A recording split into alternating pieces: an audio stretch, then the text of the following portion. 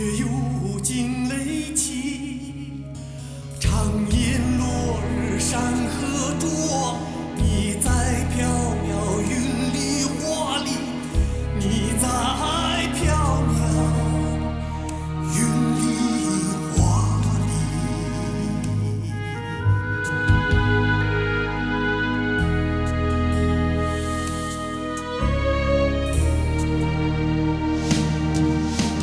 唱歌一曲，好风好梦好歌好一起。唱歌一曲，好风好梦好歌好一起。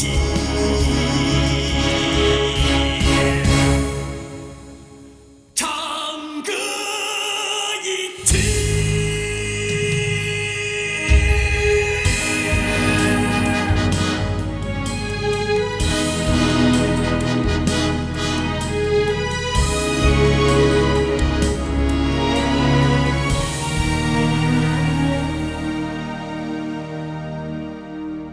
每次想起你，依稀枕边耳语；每次见到你，铁马金戈监狱。荡气回肠千山外，悠悠在我心里梦里，悠悠在我心里梦里。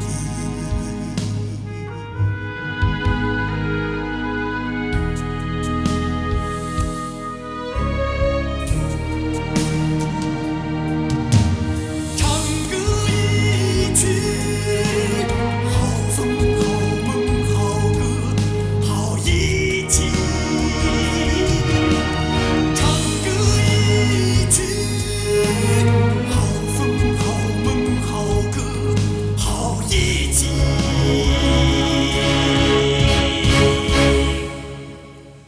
唱歌一曲。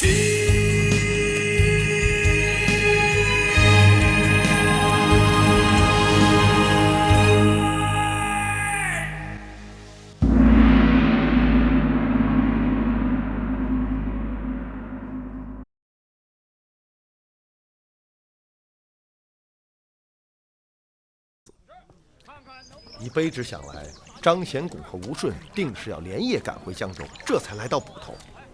而黑斗篷与另外一个人则提前侦知了二人的踪迹，化妆潜伏，守株待兔。说得好。还有一个问题，张吴二人为什么如此急迫，以至于竟要深夜雇船赶回江州呢？还有，在悦来客店中，我们发现了5张椅子。据密档调查的结果显示，应该还有江州长史冯万春。可为什么只发现了张吴二人的尸体，却不见冯万春的踪迹呢？冯万春会不会留在了武平？这就怪了。冯万春、张显拱、吴顺、葛斌4人一同前赴武平来见薛青林，按情理讲，该当是同去同回。尤其是葛斌被杀以后，这3人感到危险的存在，更不应该分头行动。而今葛斌、张显拱、吴顺这3人被杀死，却独独没有冯万春的下落，这不奇怪吗？有道理。前天县衙的捕快全程调查发现，确实有4个从江州来的客人，分别住在城中的4家客栈中，用的都是化名，其中1人便是已经死去的葛斌。以此推断，另外3人就应该是冯万春、张显拱和吴顺。不错，这些人倒也奇怪，为什么不住在一起，而要分头住在4家客栈之中呢？这个问题问得好啊！这4人是因为黄文岳被杀一事赶来武平面见薛青林，却1不住进侯府，2不住在同一家客栈之中。你想一想，这其中有什么奥妙吗？难道他们对薛青林也并不信任？用你的话说，只有这一种解释。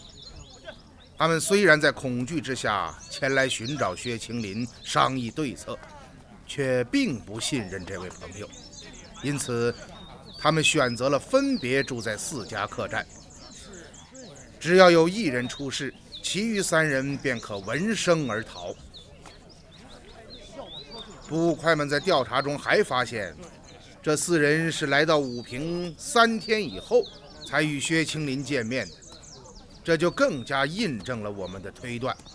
而且被调查的客栈老板对捕快们说，昨天上午这3人同时退掉了房间，离开了客栈，而张显拱和吴顺却是昨天夜里才被人杀死在船上。那么中间这段时间，这3人在哪里呢？平南侯府。不错，葛斌被杀，令这3人万分惊惧，对神秘刺客的恐惧胜过了对薛青林的提防之心。为了自身的安全，他们最终决定搬进平南侯府。如此说来，张显拱和吴顺就应该是从侯府出来，直接来到捕头，雇船赶回江州。不错，或许他们想起了什么，或许是发现了什么，或许是与薛青林产生了口角，这才致使2人要连夜返回。这么说，冯万春应该还留在平南侯府中。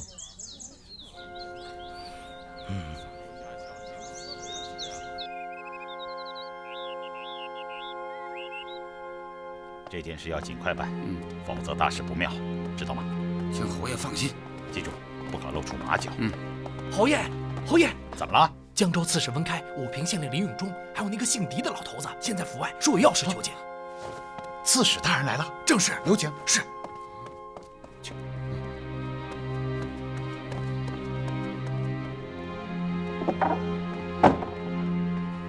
请。哎呀，刺史大人光临，令寒舍蓬荜生辉呀！数年不见，侯爷身体轻健，开是为心性之志。哎呀，太客气了，林县令、狄先生，别来无恙啊！承侯爷记挂，永中安好啊！侯爷多礼，老朽不敢当。哎呀，几位请，侯爷请，请。请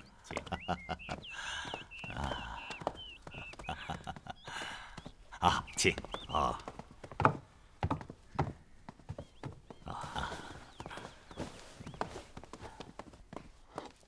请用茶。啊，请用茶。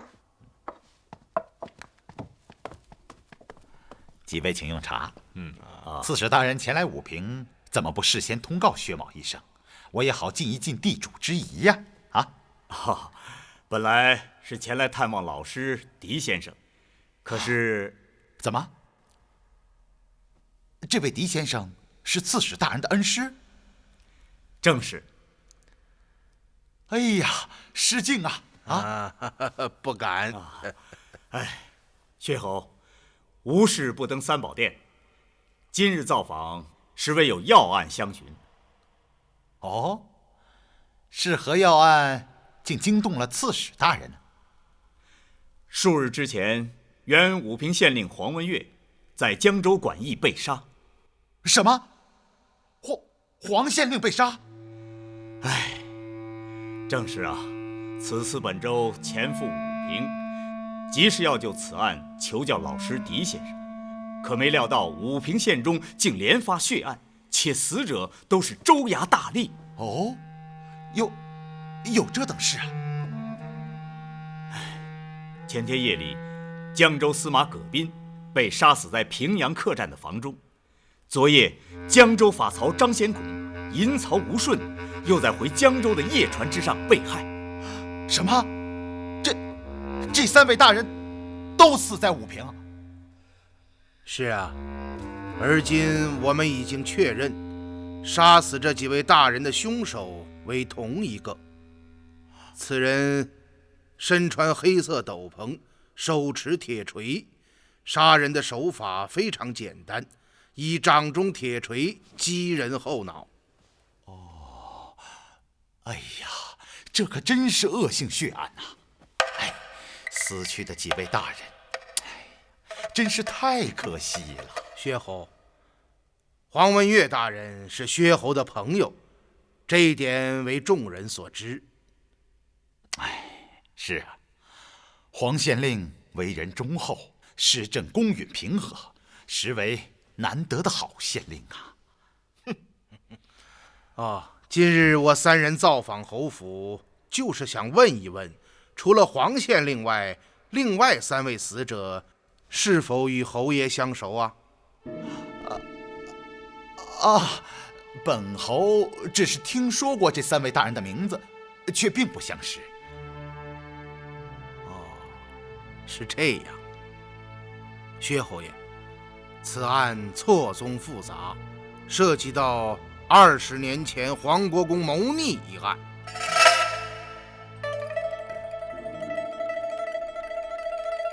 薛侯爷可要万分小心呐！这是当然，不劳先生提醒。冯万春这个人，薛侯知道吗？先生说的是江州长史冯大人？正是。本侯不认识。此次与葛斌3人同赴武平的，就有这位冯大人。据县中悦来客栈的伙计讲，前天夜里，也就是葛斌被杀的当天，薛侯爷曾与4位朋友在客栈中会面，不知有没有这回事啊？哼，先生这什么意思啊？本侯说过，并不认识这几位大人，难道还会谎言欺骗吗？老朽只是问一问，侯爷是不是曾与4位朋友在客栈中会面，可并没有说就是这4位大人呢？哎，我这，你，哎，我说狄先生啊，本侯看在你是刺史大人的恩师，这才对你礼敬有加。你身在山野，一无出身，二无功名，竟当着刺史大人和县令大人在座，直言诘责本侯，这有些不太合适了吧？请你自重身份。侯爷何必如此动怒？老朽也不过就是随便问一问，得罪了啊！薛侯，我们也是心急案情，这才直言相询，不周之处，望侯爷恕罪。大人言重了。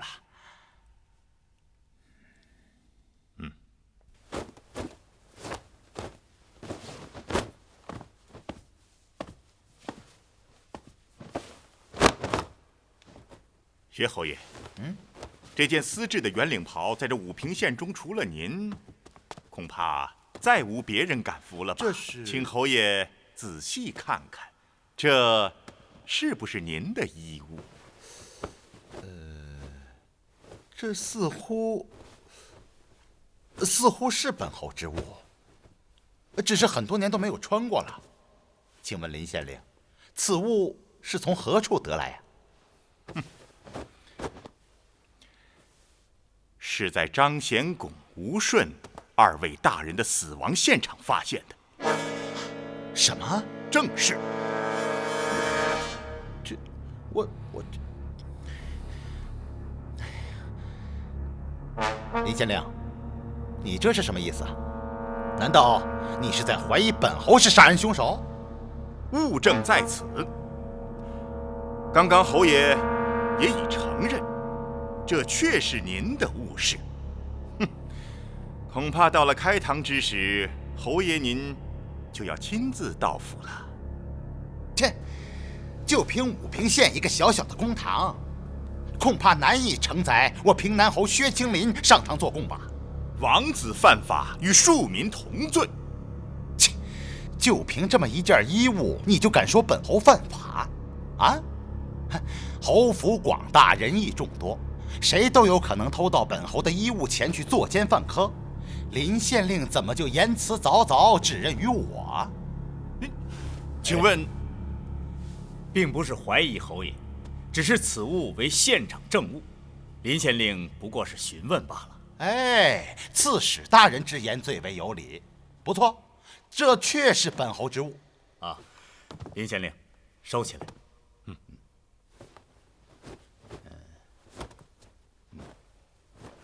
那就不耽搁薛侯了，本州告辞。我送大人。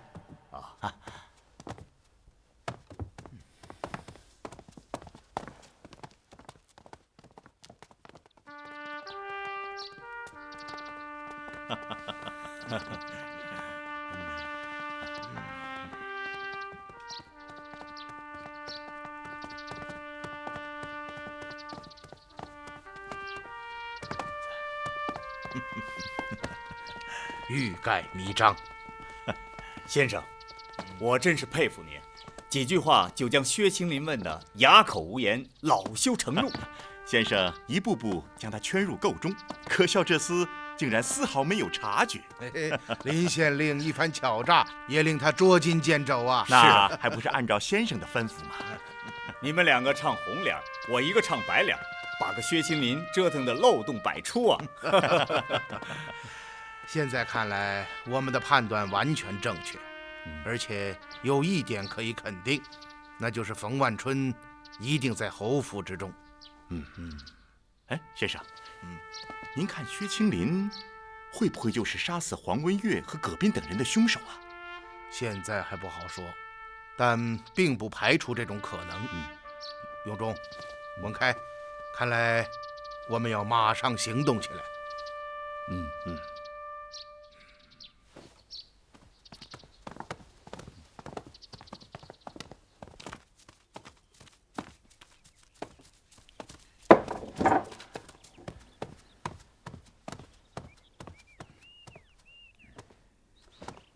侯爷，他们都说了什么？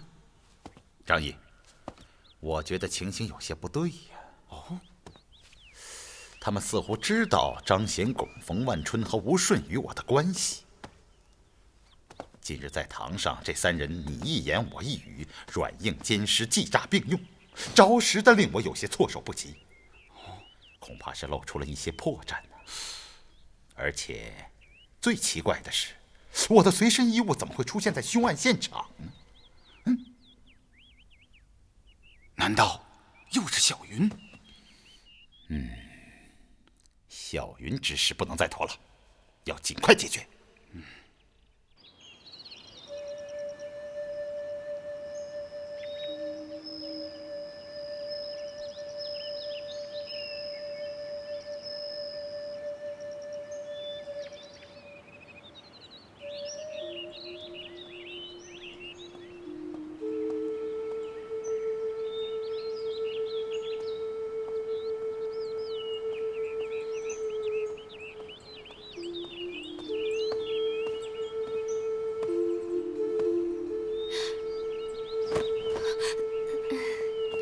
锦娘，如烟姐，小丫头，想什么呢？没想什么。你怎么总是显得心事重重的？没有啊。锦娘，这淤伤怎么还没好啊？你别管他了，如烟姐，乡下人磕磕碰碰是常事儿。锦娘，有什么事儿就对姐姐说，千万别憋在心里。最近几天，我发现你有些神情恍惚，到底怎么了？没有啊，如燕姐，什么事儿也没有。那是最好。你知道，亲人为什么对每个人来说都是最重要的吗？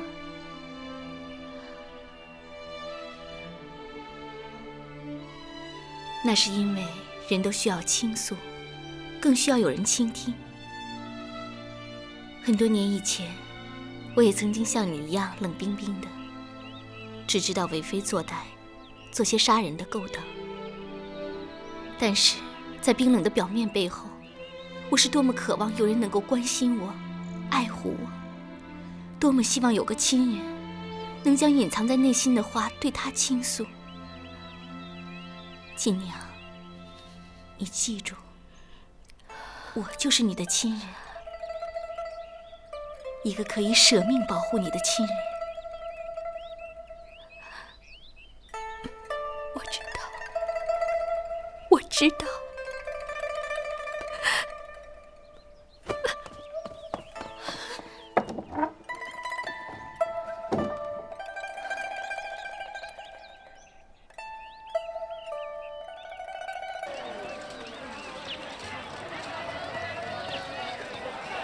老爷啊，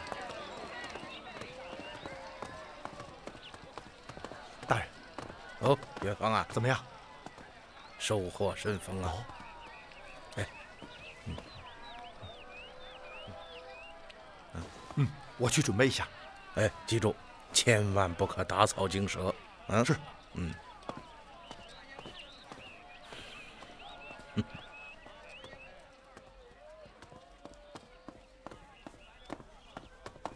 叔父。哦，如燕呐。叔父。锦娘这孩子越发的不正常了。怎么？她每天要在院中待坐上几个时辰，一动不动，嘴里不时的嘟嘟囔囔。我看情形有些不对头。这小丫头不简单呐，她的身上定然隐藏着一个巨大的秘密，只是我们现在还无法得知。如燕，近几天武平连发血案，情势非常紧迫。锦娘的事，我恐怕暂且顾不上了。我就把这孩子交给你，一定要细心啊，更要有耐心。您放心吧。哦，还有，在我缓过手处置此事之前，千万不要惊动他。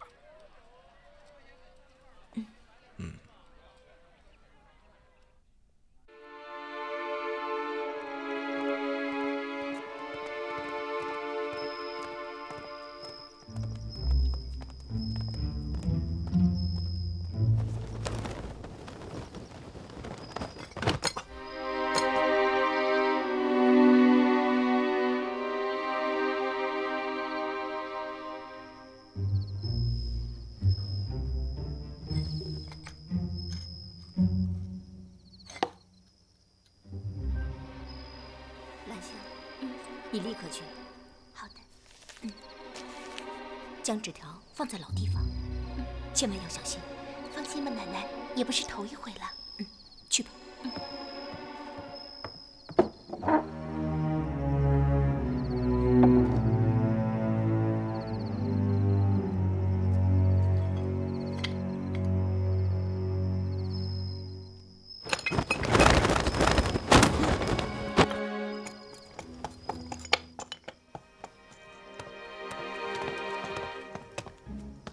上去，照此安排，不得有误。是。哎，等等，侯爷，您还有什么吩咐？萧云乖巧多智，你们行事一定要加上10000个小心，万不可打草惊蛇。侯爷，您就放心吧。我到东花院去看看。有什么情况，随时向我禀报。是。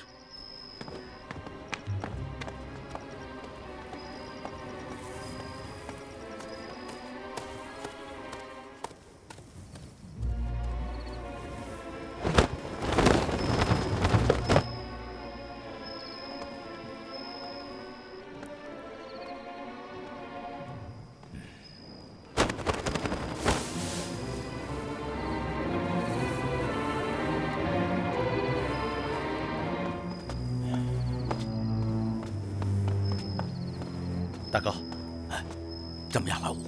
有什么动静？大哥，有个坏消息啊！老五，是不是老二和老三他们？今天下午，刺史温开和武平县令林永忠来过了。什么？刺史大人在武平？正是。哎呀，不好不好！我身为江州长史，竟然私离训地，一旦被他发现，那可大事不妙啊！啊，大哥，你放心，他们并不知道你在这里。哦，那就好，那就好。哦，老五，你刚刚说老二和老三到底怎么了？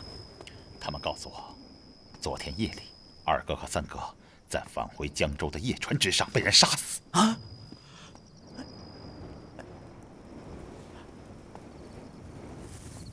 哎，他们不听我的劝告，一意孤行，终于惹来了杀身之祸呀！哼，这些李氏余孽，我绝不会放过他们。老五，一定要将他们一网打尽，否则我们再无宁日。大哥，你放心吧，一切我都安排好了。走，咱们进屋说吧。啊，我跟你说，大哥啊。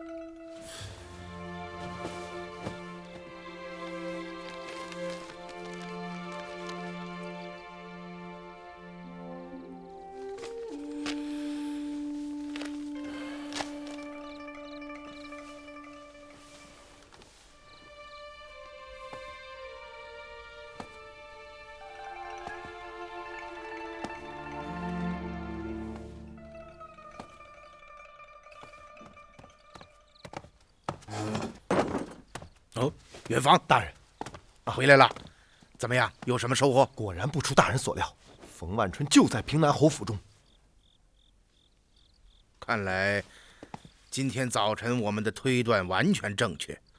冯万春、张显拱和吴顺这三人因恐惧躲进了平南侯府。是啊，我还听到了冯万春与薛青林的对话。薛青林称冯万春为大哥，而冯万春称薛青林为老五。哦，还有，冯万春称死去的张吴二人为老二和老三，而薛青林说到葛斌和黄文月时，又用了四哥和六弟的称谓。如此看来，这6个人似乎是磕头换帖的异姓兄弟。不错，我也是这么想。可大人，奇怪啊，薛青林贵胄出身，怎么会用这等江湖称谓？这里面大有文章啊！如果这6个人是因黄国公之事才结交为友，就应该算是官场朋友。官场上的朋友是绝不会用大哥、老五这种称谓来称呼对方的，这倒有点像绿林豪杰所用。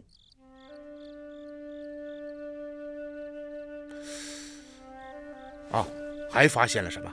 大人，今日夜探平南侯府，我发现这府中的人都有些鬼鬼祟祟。哦，我潜进府中之后，先到了后院，发现正房中的一个女人要丫鬟将一张纸条送出府去，行为非常诡异。看那女人的打扮，像是薛青林的夫人。后来卑职来到正堂，发现薛青林与一个师爷样的人正密谋要对付一个叫小云的人。小云？正是。看样子这个平南侯府真是热闹得紧呐！啊，各路诸侯同床异梦，这可真应了侯门深如海这句话呀。大人，我真是佩服您。昨夜您才说过，这武平城中隐藏着多股力量，今天这句话就应验了。远房啊，我总有一种直觉，平南侯府就像一张巨大的蛛网，西粘连带，将各路人马齐集到武平。其实你仔细想一想，难道我们不是其中一股吗？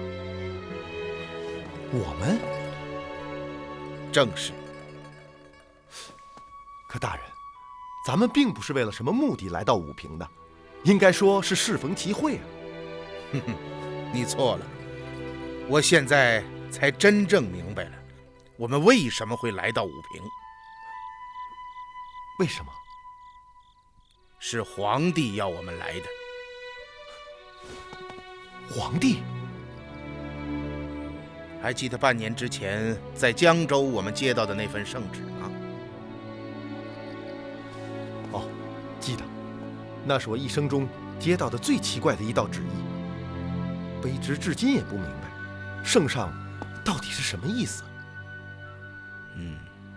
我清楚地记得当时圣意下达，我们2个人都感到十分困惑。臣狄仁杰后旨。旨意：狄怀英火速赶往江州治下武平县，多听多看，钦此。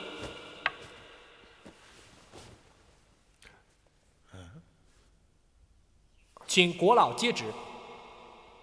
臣狄仁杰领旨。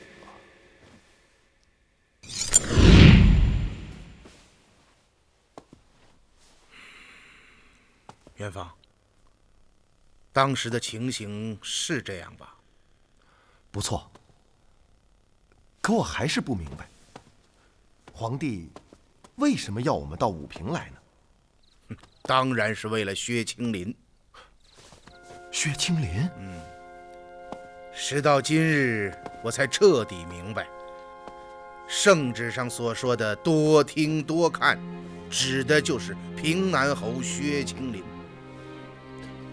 您是说，圣上想对薛青林下手，不是吗？否则他为什么莫名其妙地派我们来武平，而且还让我们多听多看呢？恐怕他早就有意要处置这个平南侯啊。可是大人，这薛青林是皇帝驾前的红人啊。很多时候，事实真相并不像你所看到的那样简单。您的意思是说，这件案子当中另有蹊跷之处？元芳啊，你想一想，皇帝做事是一个何等雷厉风行之人。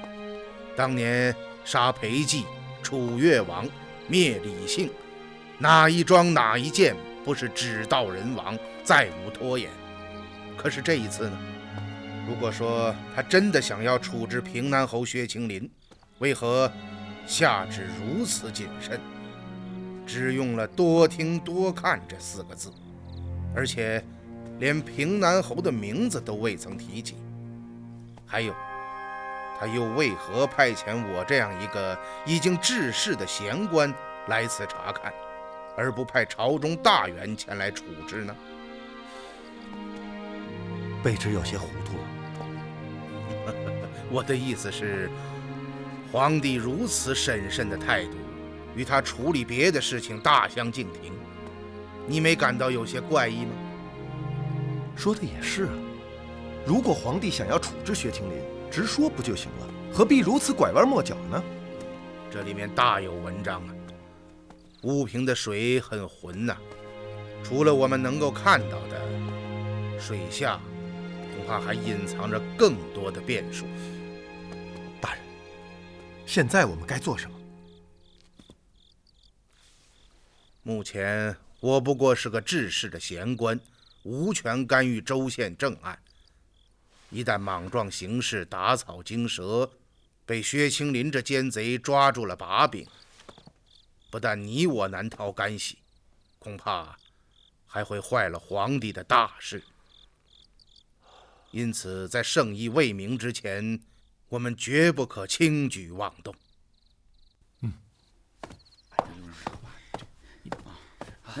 怎么样，侯爷？梁王有回信吗？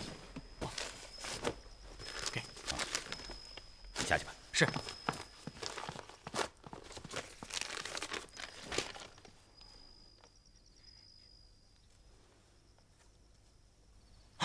是他。侯爷，怎么了？梁王在信中说，他前去探查姓狄的身份，却被皇帝臭骂了一顿。以他的推测，这个姓狄的老头便是大名鼎鼎的狄仁杰。什么？狄仁杰？就是那个断案如神的狄仁杰？狄仁杰身为朝中老奉，一代名臣，以判案著称，真是奇哉怪也。他怎么会在武平呢？侯爷，事情不妙啊！锦娘的事恐怕要尽快解决。从今日姓狄的表现看，他并不知锦娘的秘密，这就说明他与锦娘并不是同路之人。而且现在他不过是个归田治世的闲官，想管事也无从管起。可受死的骆驼比马大，一旦他发现锦娘深藏的秘密，咱们可就被动了。所以此事一定要快。先小云后锦娘，我一定要将这一干李氏余孽一网打尽。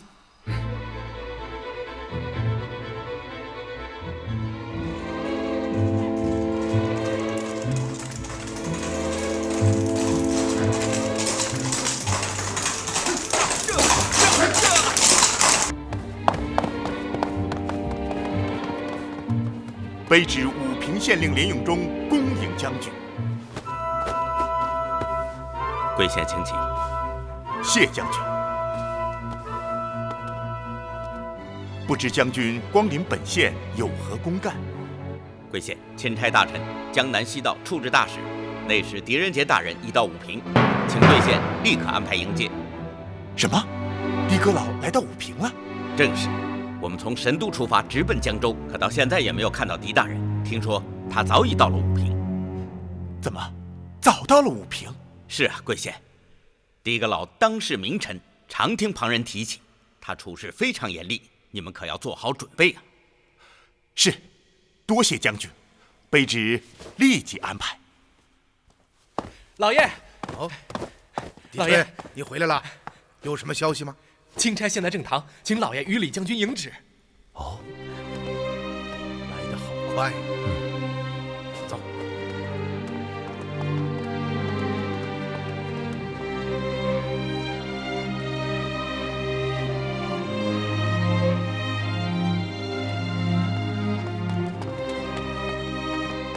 狄仁杰、李元芳接旨。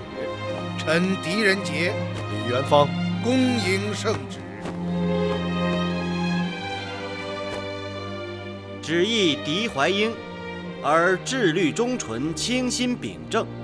前虽因年迈致仕，然朕思虑甚然，不能自已。今特旨复尔内史职，并着江南西道处置使。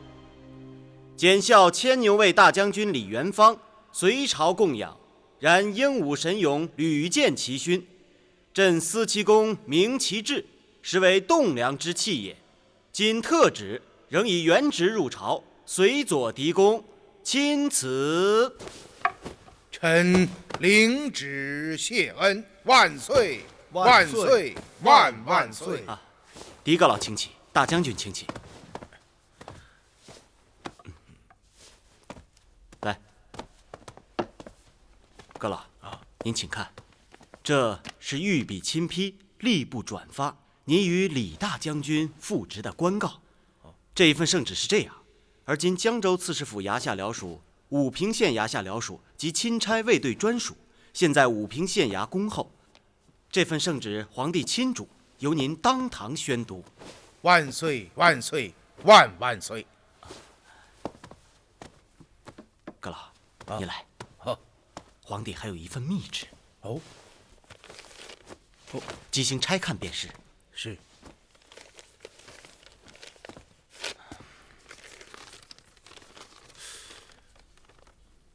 平江历令万千重，鸿雁南归发不同。与亲一别后节气，愿邀先府梦中游。乾坤自有惊雷动，阴霾深处鬼神愁。一代英良察钟鼓，堪笑诸葛再有之。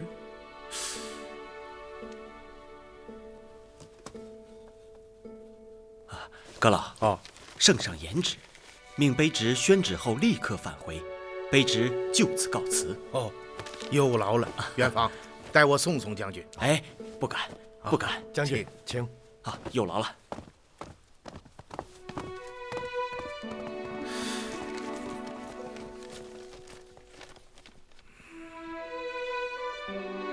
李锤，在。老爷，去将温大人请到这里。是。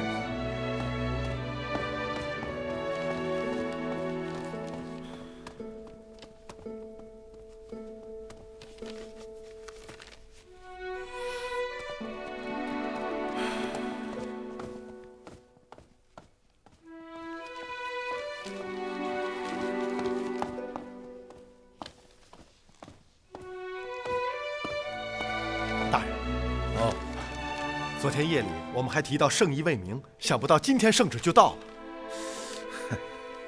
可是圣旨当中并没有任何暗示，而这份密诏中又只写了一首诗，其中究竟有什么深意呢？诗？是啊，你看看。啊，大人，这是密诏，卑职看不太妥当吧？无妨。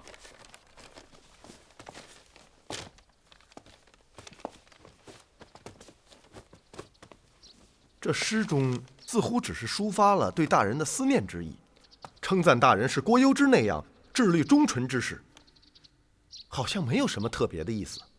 我也是觉得奇怪呀。皇帝这个人我了解，他绝不会无缘无故地写下这样一首诗，这里面到底有什么名堂呢？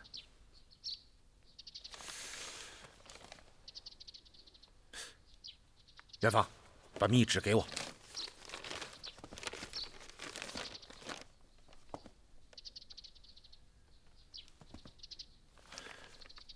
圣意已明，我们可以行动了。大人，您是从哪里看出来的？元芳啊，这是一首藏头诗的体例，但圣上害怕藏头书写太过明显，因而将自己要说的话藏进了诗文当中。你来看，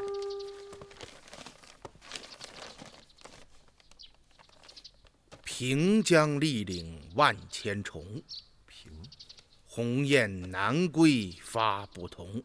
南与卿一别后节气，侯怨邀先府梦中游。乾坤自有惊雷动，阴霾深处贵神愁。一代英良察钟鼓，堪笑诸葛赞幽之。平南侯府有鬼察之。大人，终于盼到了。阁老，阁老，文开啊，你来看看这个。